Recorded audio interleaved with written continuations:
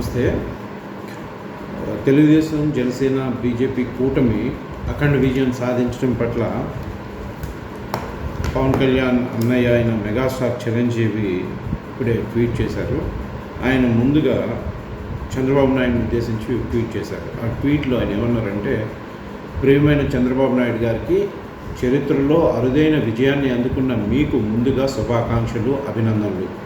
ఈ మహత్తర విజయం మీ మీద ప్రజలకు ఉన్న నమ్మకానికి, మీ నాయకత్వ పటిమకు, రాష్ట్రానికి గత వైభవం తిరిగి తేగలిగిన మీ దక్షతకు నిదర్శనం.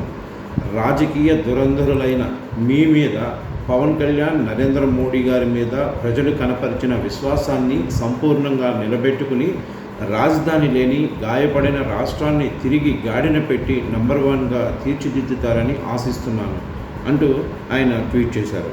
అలాగే ఆయన పవన్ కళ్యాణ్ మీద కూడా ఒక ట్వీట్ చేశారు.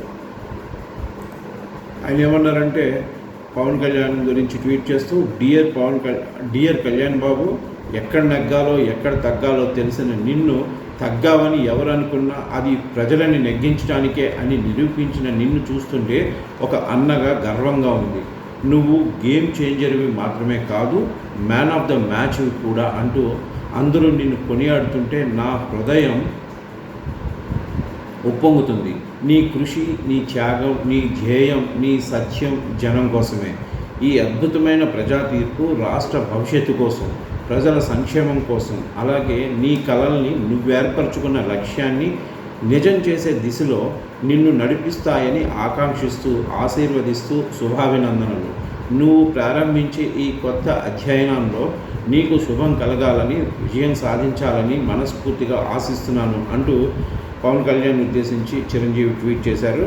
అలాగే పవన్ కళ్యాణ్ని ఉద్దేశించి అల్లు అర్జున్ కూడా ట్వీట్ చేశారు.